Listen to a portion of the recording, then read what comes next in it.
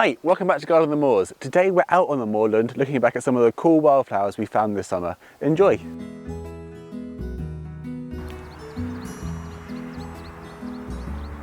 The first thing we've come across are these round leaf sundews, which are a carnivorous plant, and they live on the peaty edges of ponds and stuff like that on the bogs. They're really interesting plants. Nearby to them are some of their relatives, the oblong leaf sundews. And they've actually managed to catch this tiny little insect just there. We were here earlier in summer looking for orchids, and there were loads of these Heath spotted orchids dotted around, and even some Bog Asphodel shining bright yellow in the moorgrass, which aren't orchids but are just as beautiful. Whilst out searching, we found loads of dragonflies flying around, and even on the edge of this pond here, on a piece of vegetation, is a juvenile dragonfly just breaking out of its shell. I'm not too good at dragonfly ID, but it's still such an amazing thing to see. A little further on, and we found the orchid we were looking for, an early marsh orchid with its beautiful magenta flowers on an open spike. Gorgeous.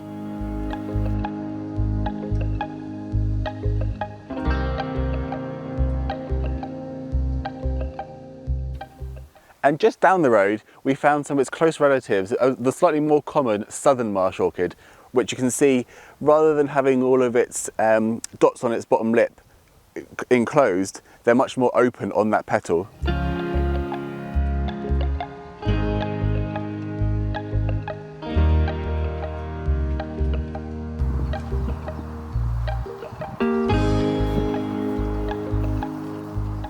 That dry weather we had back in spring meant that the song thrushes needed to move away from slugs and worms and things and onto snails.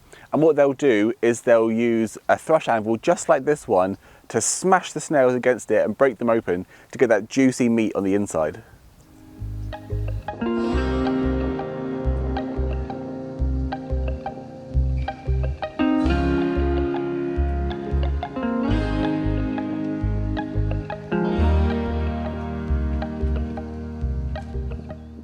In the drier area of Heath, I managed to find one of my favourite orchids, the lesser butterfly orchid, with its beautiful creamy white and lime green.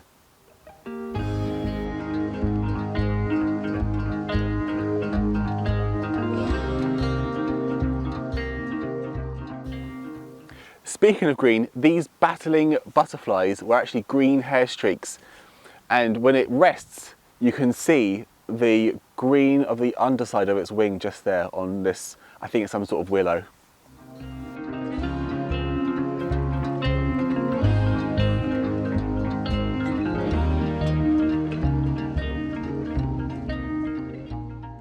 Around the moor are these tussocks of sedge. They're covered in sphagnum mosses, which are great at soaking up water, and some of them even have a really delicate wildflower called a bog pimpernel, which is a beautiful soft pink sort of colour, and it only opens when the sun's shining, which luckily we have had enough of to open the flowers.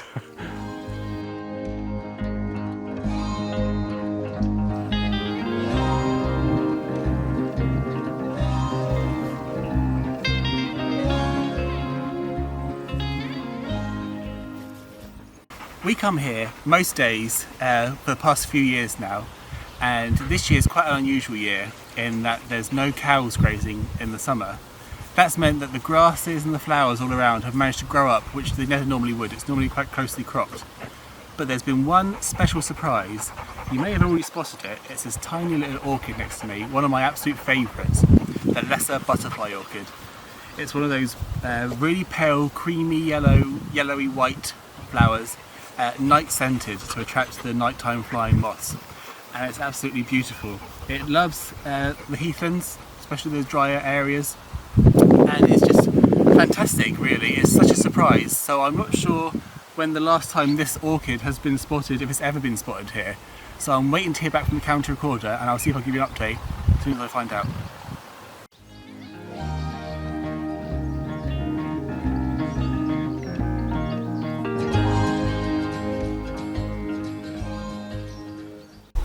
I'm back down at one of my favourite nature reserves now, especially for wildflowers, to do one of my surveys for Heath Lobelia. I was at the other site in Cornwall just a couple of days ago and it was absolutely bursting with all sorts of different flowers. There was heaps of stuff there. One of my favourites was this red Bartsia, which, just like yellow rattle, if you know that one, is hemiparasitic. So its roots tap into the roots of other plants and steal the nutrients. Just a little bit further on, we also found this yellow Bartsia, which, again, same family, but of course has yellow flowers. We also did manage to find plenty of Heath Lobelia as well, which was really, really good. So I managed to find some along a hedge boundary. I hadn't actually surveyed there before, which is so it's the first one for me down there. I'd been a few years ago, but didn't manage to find any at that point. But did manage to find some the other day for the survey. So all along a field boundary, or what was a field boundary back in the day, and on a new patch as well, which had been found by a friend of mine on Instagram, which is really interesting to see. This year has been a funny old year, in that it's been particularly dry over spring. We've just come out of a drought, but it's been a very wet summer. That's been absolutely brilliant for these high summer plants. So they've come out and started growing right when there's not too much growth from the earlier stuff. So they've gone absolutely crazy, really. They've done really, really well. So they're looking brilliant. So hopefully we'll find some more stuff here today.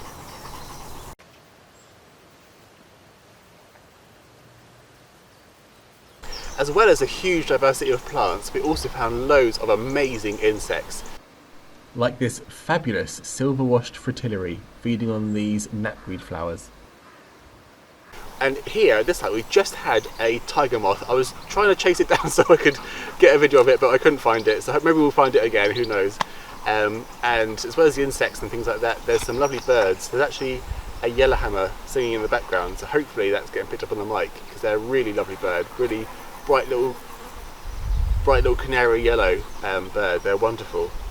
But I've just stopped here because there's a real speciality of the area, which is Wavy St John's Wort, which is a lovely bright yellow flower, but with red stems, red buds, and its leaves are, that's what gives it its namesake, are really wavy on the edges. They're absolutely beautiful, and a real specialist of the area.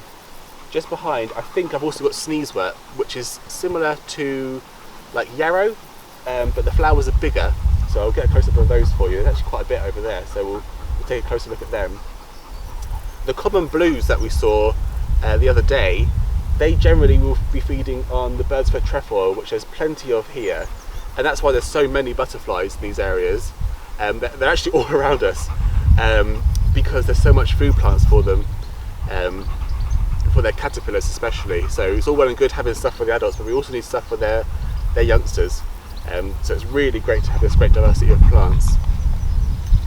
And as we're walking through the longer grass, there's heaps of grasshoppers and crickets. So as we're walking, it's just bursting with life. It's really, really great.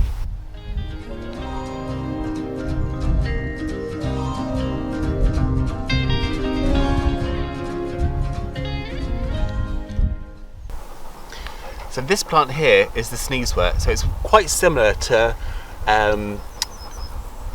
yarrow. Oh, there's actually a little white butterfly on there. Quite similar to yarrow, but its leaves are very different. You might know, is it Achillea as well, which is a garden plant, the garden version of yarrow.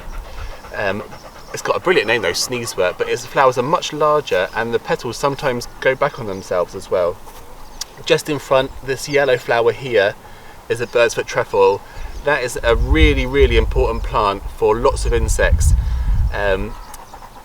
There's a huge number of insects that actually feed on that throughout their lives. So really, really important, brilliant plants. And then just to the side, over here, we've got a teeny tiny purple loosestrife. Just lovely.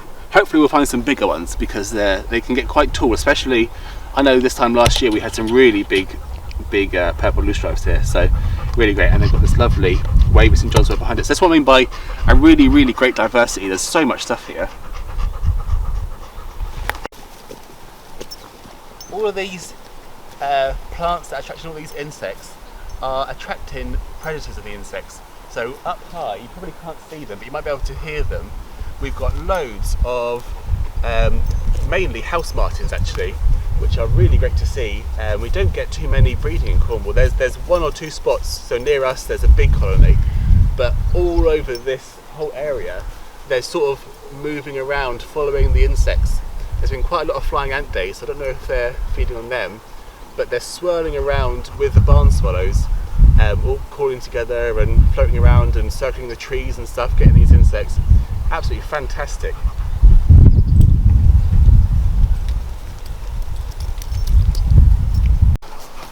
Now, if I remember right, the first plant should be just in this little cut-in in the scrub. Ah, perfect. Yeah, I can see some flowering stems already. That's really, really great. So they're still here. Awesome. Right, all we need to do now is measure them, measure the area, and do a little plant count.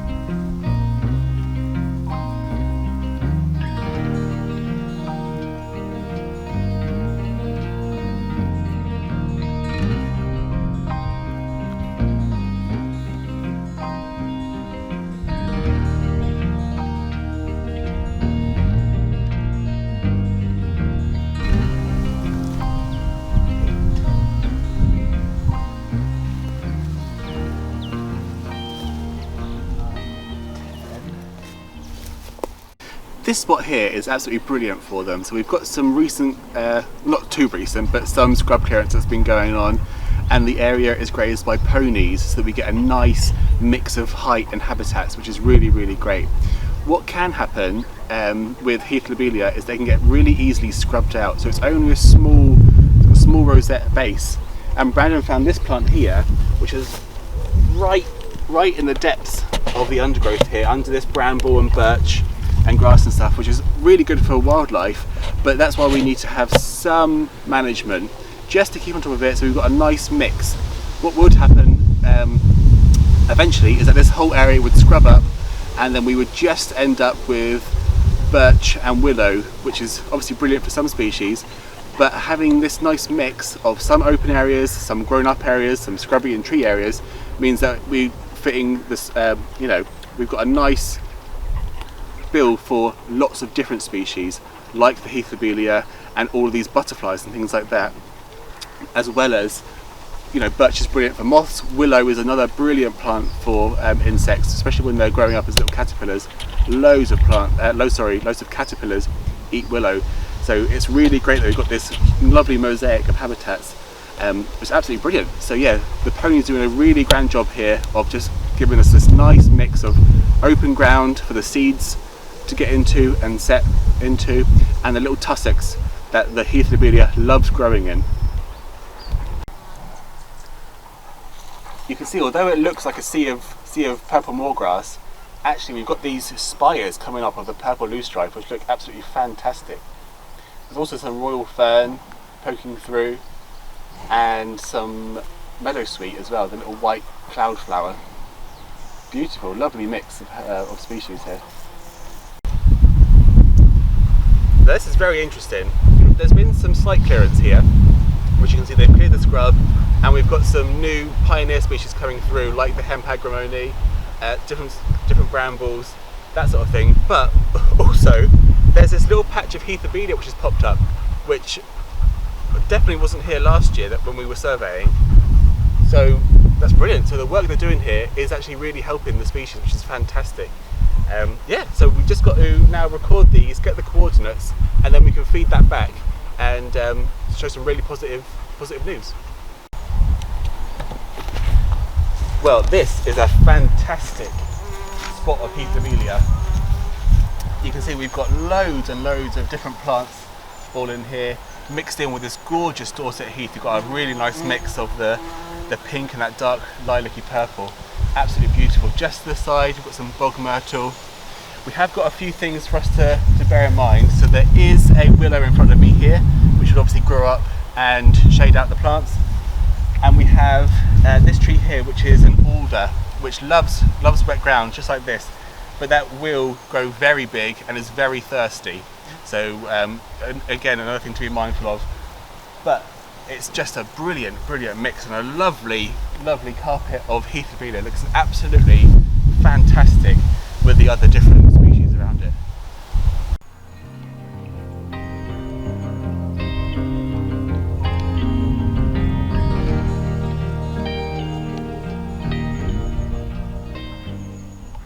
So I've surveyed the two sites now. At the first site I had 23 plants, and this site there were 81 plants. So altogether 104 plants flowering of Heath Lobelia in Cornwall at the minute, which is really great. I'm really happy with how they're all doing. There's one little spot here which is right next to me here. It's on the main path, which isn't ideal because the conditions just aren't really great, but the other spots all look fantastic and they're doing brilliantly. So really great to see, and lots of other diversity all around us as well, which is brilliant.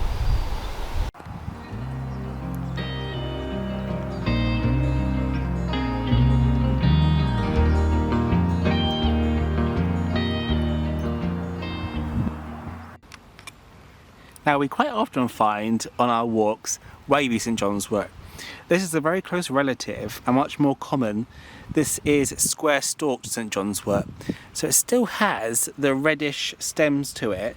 They're quite, obviously, as the name suggests, they've got squarish stems. But you'll notice that the leaves are not wavy at all. And they're much more green, whereas in the Wavy St John's wort, they're quite red. So this is square-stalked St John's wort. Also, the leaves, they look a lot more normal, and when you put them through the light, you can actually see very small translucent dots. I'm not sure how this is going to work on the camera, so bear with, but because they're very small, but hopefully you can see tiny little dots in the leaf there through the light. Maybe not, but it's worth a try, isn't it? But so we have square-stalked St John's wort, and I think I've just spotted a Wavy St John's wort nearby, so we can show you the difference. So here's one of those Wavy St John's worts. You can see that the flowers are much more red. They've got like a red stripe going up the petals, just there, and also that the leaves are thinner and they have that wavy edge to them, and they're a lot darker as well. So here we go. That's the Wavy St John's wort to compare. Just here under this bog myrtle, we've got a lovely big patch of Marsh St John's wort, which really lives basically in ponds rather than in marshes. Its flowers are sensitive, so they only come out in the sunlight. It's been a bit rainy today, but you can just see there's one there. You see it's got very round leaves. It's really pale, but this is a lovely big Marsh St John's wort.